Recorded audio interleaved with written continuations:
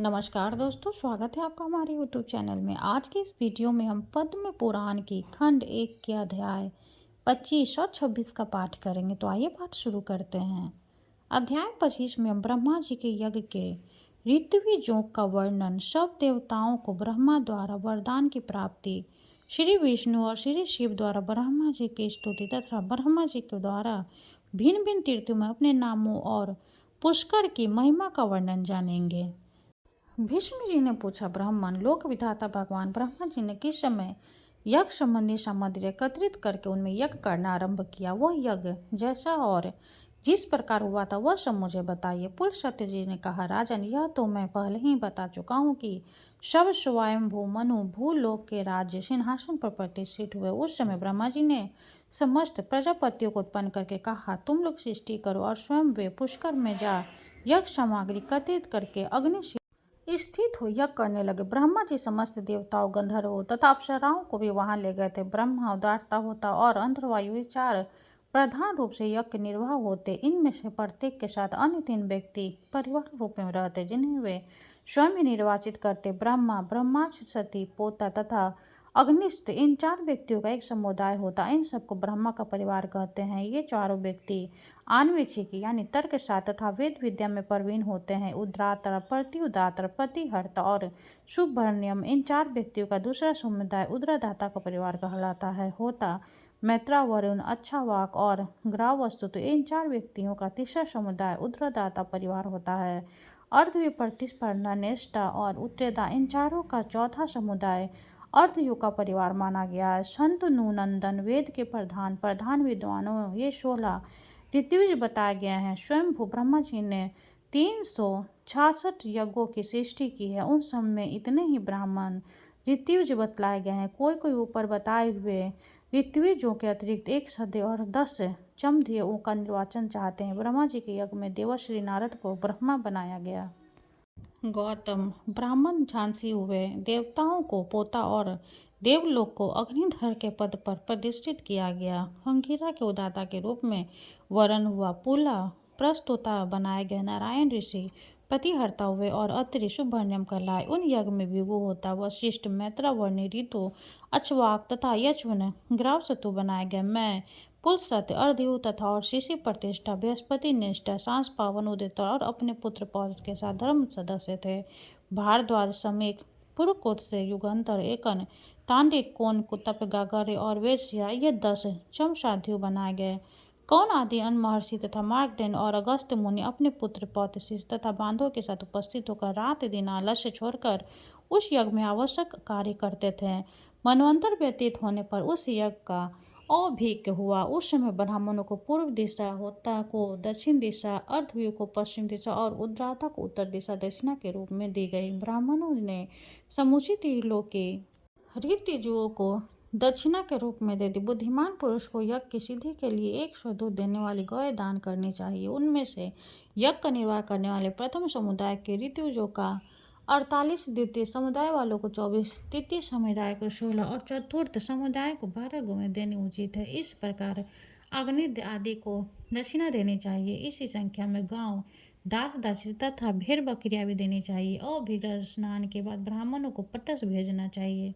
स्वयंभुक मनु का कथन है कि यम ज्ञानी यम के अंत में अथवा शौर्य दान दे। अर्धवायु और सदस्यों को अपनी इच्छा के अनुसार जितना हो सके दान देना चाहिए। तदंतर देवादिदेव ब्रह्मा जी को भगवान श्री विष्णु के एक साथ यज्ञांत स्नान के पश्चात सब देवताओं को वरदान दिए। उन्होंने इंद्र को, देवताओं के, सूर्य को, ग्रहों को सहित समस्त ज्योति, मर्कंडेय का, चंद्रमा को, नक्षत्रों का, वरुण को, हर्षों का, दक्ष को, प्रजापतियों का, समुद्र को, नदियों का, धनाध्यक्ष को, कुबेर का, यक्ष को, राक्षसों का, पिनाकधारी महादेव जी को, संपूर्ण भूत गुणों का, मनु को, मनुष्यों का, गरुड़ को, पक्षियों को तथा वशिष्ठ को ऋषियों का स्वामी बनाया। इस प्रकार इनको वरदान देकर देवादिदेव ब्रह्मा जी ने भगवान विष्णु और शंकर से आधार पूर्वक कहा, आप दोनों पृथ्वी के समस्त तीर्थों में परम पूजनीय होंगे।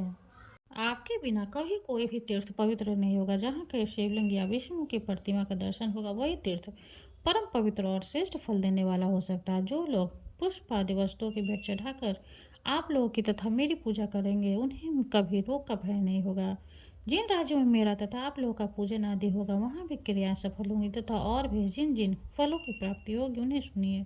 वहाँ की प्रजा को कभी मानसिक चिंता, शारीरिक रोग, दैविक उपद्रव और क्षुद्र आदि का भय नहीं होगा। प्रियजनों से वियोग और अपीड़ित मनुष्य से संयोग की भी संभावना नहीं होगी। यह सुनकर भगवान श्री विष्णु ब्रह्मा जी की स्तुति करके उदत हुए। भगवान श्री विष्णु बोले, जिनका कभी अंत नहीं होता, जो विशुद्ध चिंत और आत्मस्वरूप है, जिनके हजारों भुजाएं, जो सहस्त्र किरणों वाले सूर्य की उत्पत्ति के कारण है, जिनका शरीर और कर्म दोनों अत्यंत शुद्ध है, उन सृष्टिकर्ता ब्रह्मा जी को नमस्कार है, जो समस्त विश्व की पीड़ा हरने वाले कल्याणकारी सहस्र सूर्य और अग्नि के समान प्रचंड सभी संपूर्ण विद्याओं के आश्रय चक्रधारी तथा समस्त ज्ञानेंद्रियों के व्याप्त करके स्थित है, उन परमेश्वर सदा नमस्कार। प्रभु, आप अनादि देव अपनी महिमा से कभी च्युत नहीं होते। इन्होंने और जीवते हैं। आप शंकर रूप में शेष नाग का मुकुट धारण करते हैं, इसलिए शेखर हैं।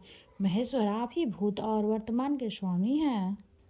सर्वेश्वर, आप मरुण द्रोण के, जगत के, पृथ्वी के तथा समस्त भवन के पति हैं। आपको सदा प्रणाम है। आप ही जल के स्वामी वरुण, क्षीर साई नारायण विष्णु शंकर, पृथ्वी के स्वामी, विश्व का शासन करने वाले, जगत को नेत्र देने वाले, चंद्रमा सूर्य, अच्युत वीर, विश्व स्वरूप, तर्क के अवश्य, अमृत स्वरूप और अविनाशी है। प्रभु, अपने अपने तेज स्वरूप प्रज्वलित अग्नि के ज्वाल से सम्मुख भुवन मंडल को व्याप्त कर रखा है। आप हमारी रक्षा करें। आपके मुख सबूर है।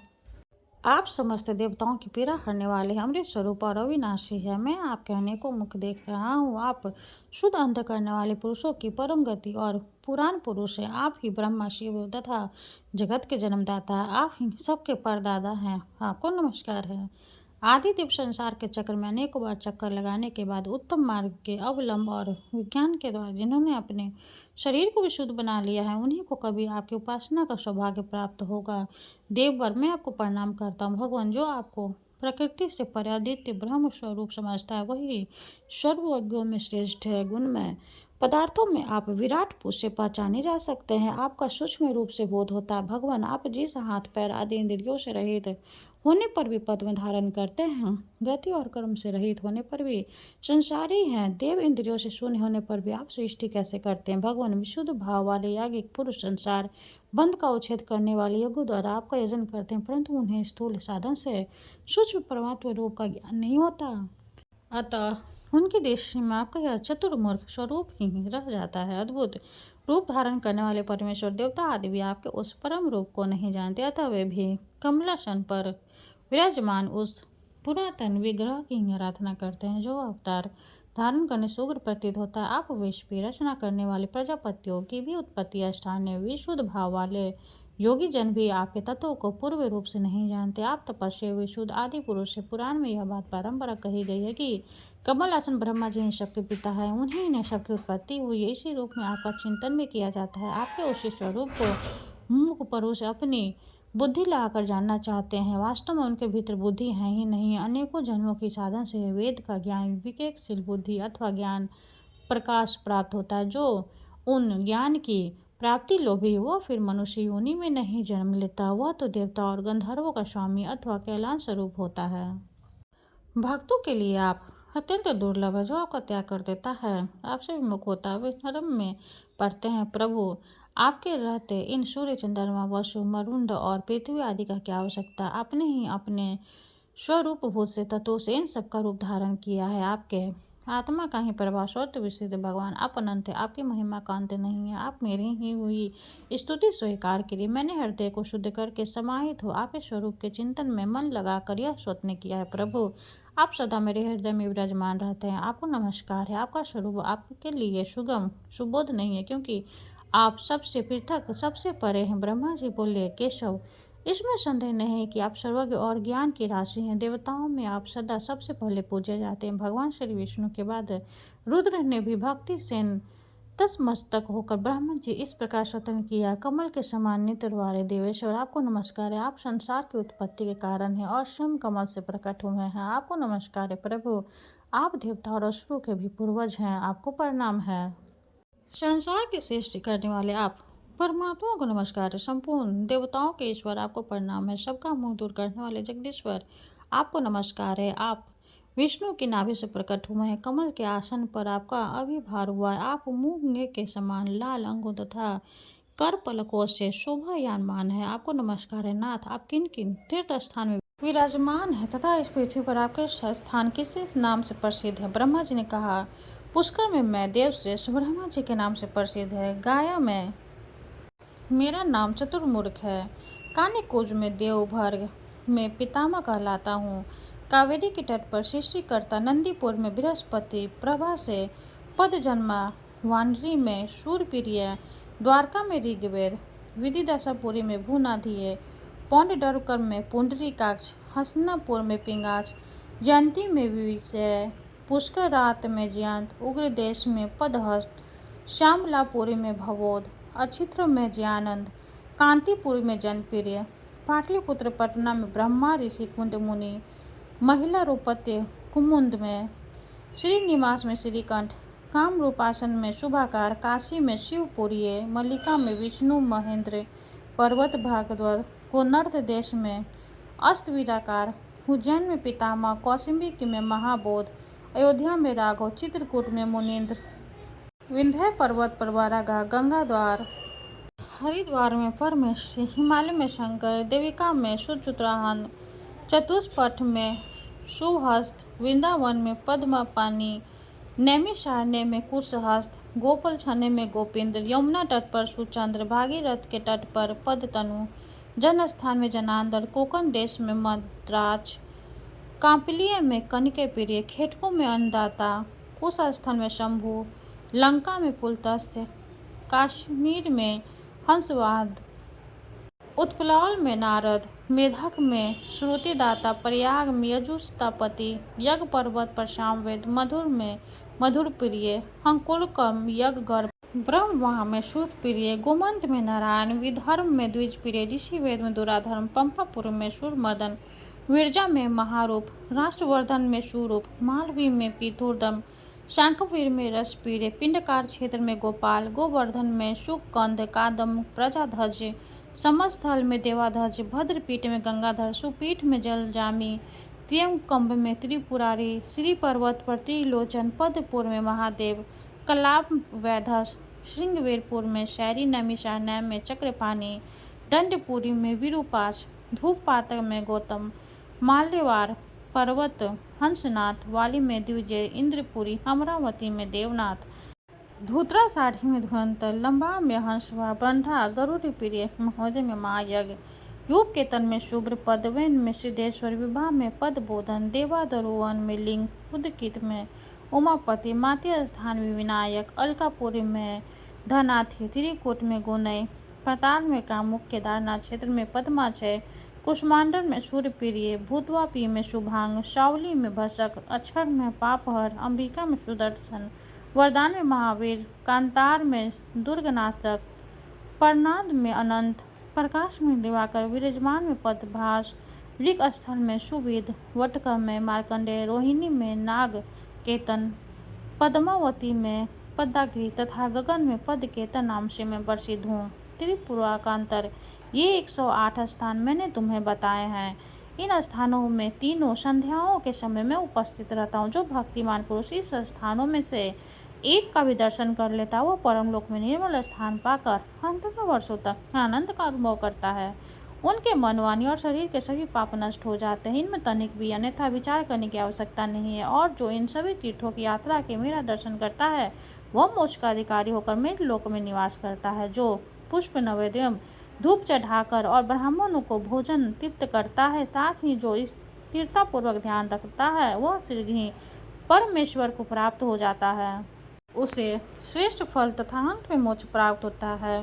पुण्य का पुष्कर जो इस तीर्थों की यात्रा करता या कराता है अथवा जो इस प्रसंग को सुनाता है वह भी समस्त पापों से छुटकारा पा जाता है। शंकर, इस विषय में अधिक क्या कहना जाए। इन तीर्थों की यात्रा करने से अप्राय वस्तु की प्राप्ति होती है और सारा पाप नष्ट होता है। जिन्होंने तीर्थ में अपने पत्नी के दिए हुए पुष्कर के जल से संध्या करके गायत्री का जप किया है उन्होंने मानो संपूर्ण वेदों का अध्ययन कर लिया है।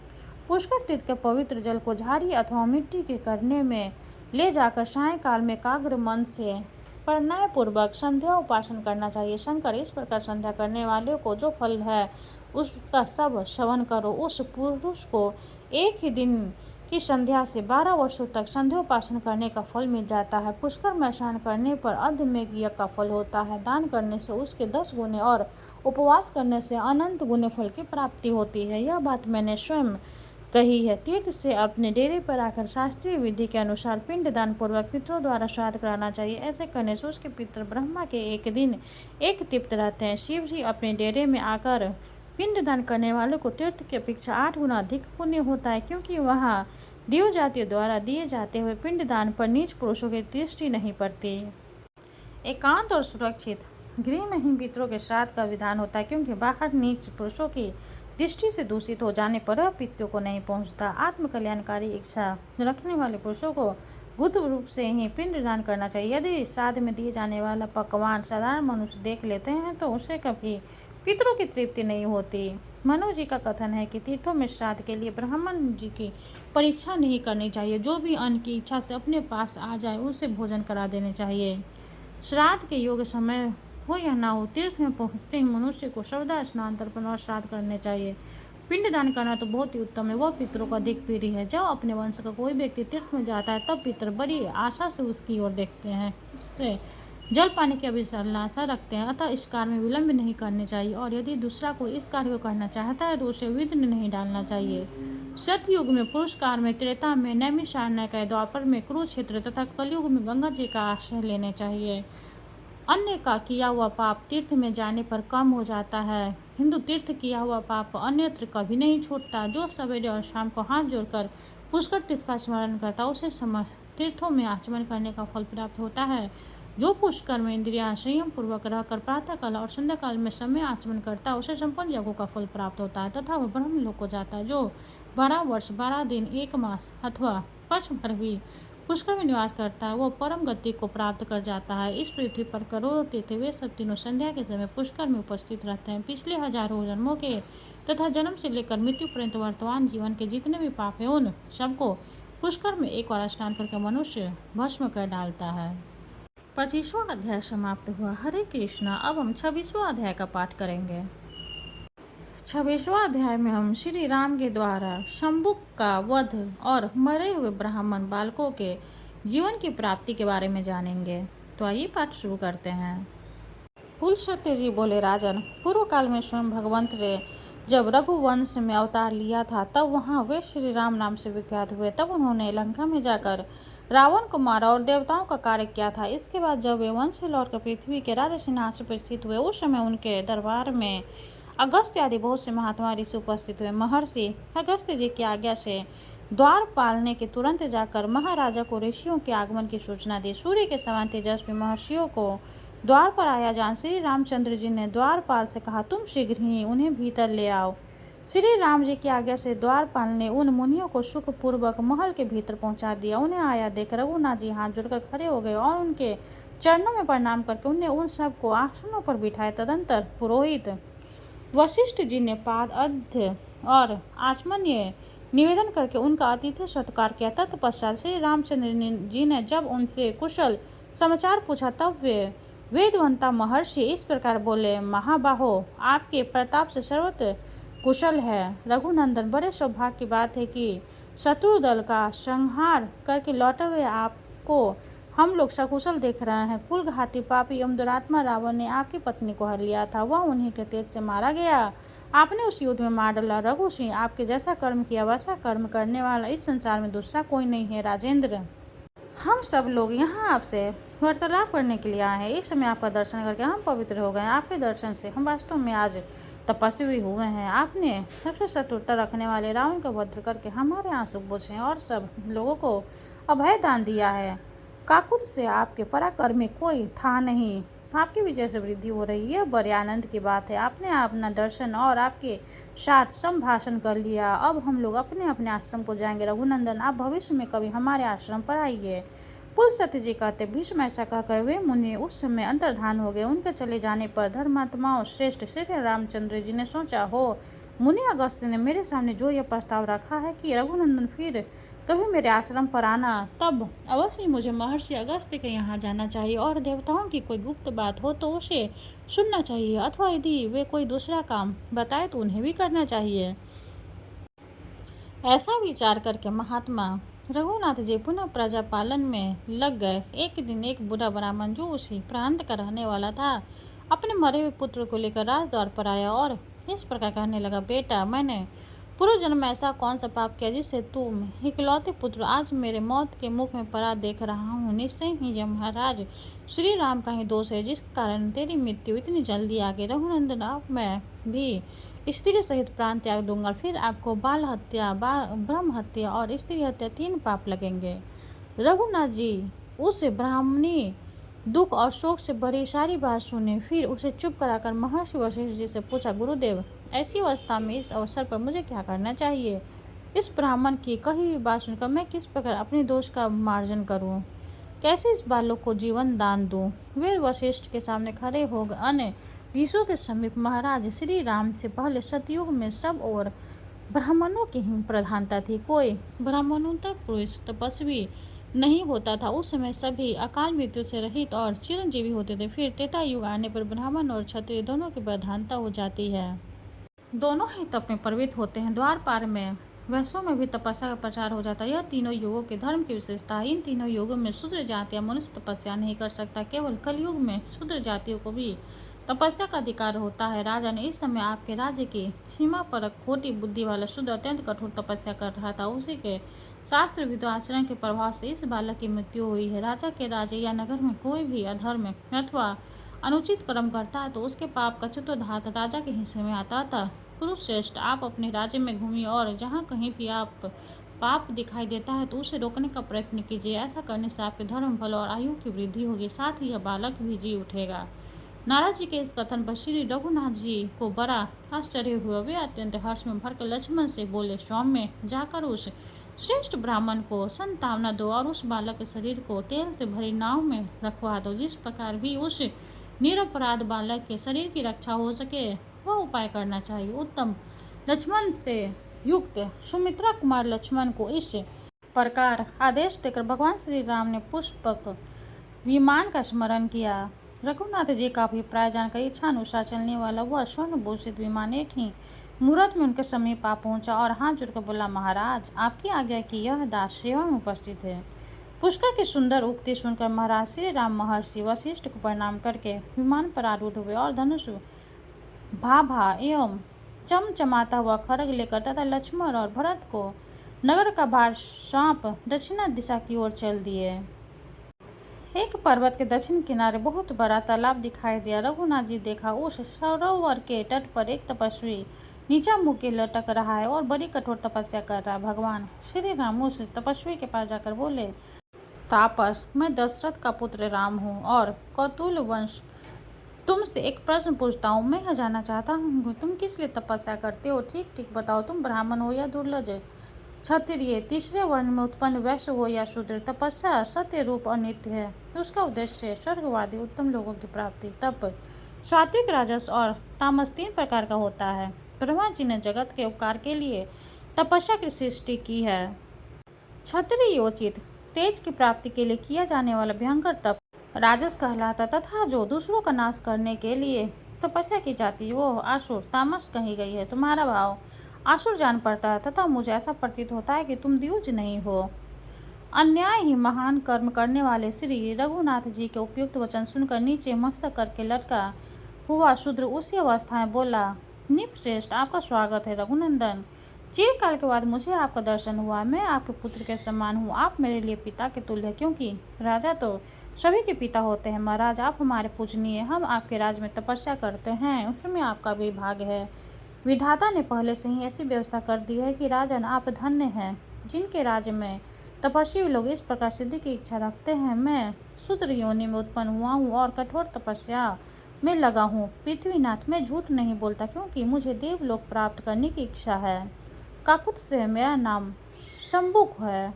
वह इस प्रकार बातें कर ही रहा था कि श्री रघुनाथ जी ने मयान से चमचमाती हुई तलवार निकाली और उसका उज्ज्वल मस्तक धड़ से अलग कर दिया। उस शूद्र के मारे जाने पर इंद्र और अग्नि आदि देवता साधु साधु कर बारम्बार श्री रामचंद्र जी की प्रशंसा करने लगे।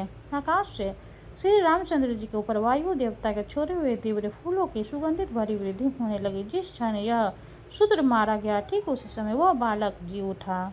26वां अध्याय समाप्त हुआ। हरे कृष्णा। अब हम सूर्य देव की आरती करेंगे।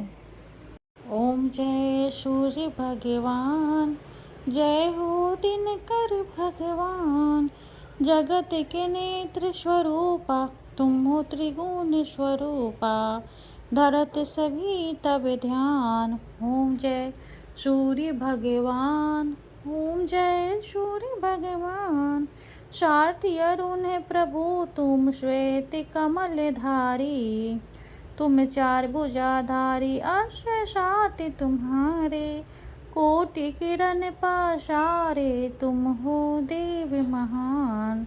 ओम जय सूर्य भगवान, ओम जय सूर्य भगवान, उषा काल में जब तुम उदया चले आते, सब तब दर्शन पाते, फैलाते उजियारा, जागता तब जग सारा, करे सब तब गुणगान। ओम जय सूर्य भगवान, ओम जय सूर्य भगवान, संध्या में भुवनेश्वर अस्ताचल जाते, गोधन तब घर आते, गोधुली बेला में, हरि घर हर आंगन में हो तब महिमा गान। ओम जय सूर्य भगवान, ओम जय सूर्य भगवान, देव दनुज नर नारी, ऋषि मुनिवर भजते, आज हृदय जपते, श्वेत मंगलकारी, इसकी है रचना न्यारी, दे नव जीवन दान। ओम जय सूर्य भगवान, ओम जय सूर्य भगवान, तुम हो त्रिकाल रचयिता, तुम जग के आधार, महिमा तब अपरंपार, प्राणों का सिंचन करके भक्त को अपने देते, बल बुद्धि और ज्ञान।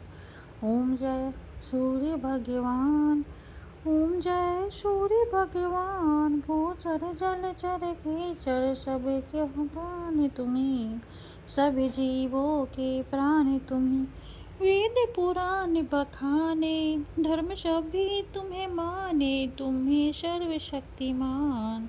ओम जय सूर्य भगवान, ओम जय सूर्य भगवान, पूजन करती दिशाएं, पूजे दश दिक्पाल, तुम भुवनों के प्रतिपाल, ऋतु तुम्हारी दासी, तुम शाश्वत अविनाशी, शुभकारी अंशुमान।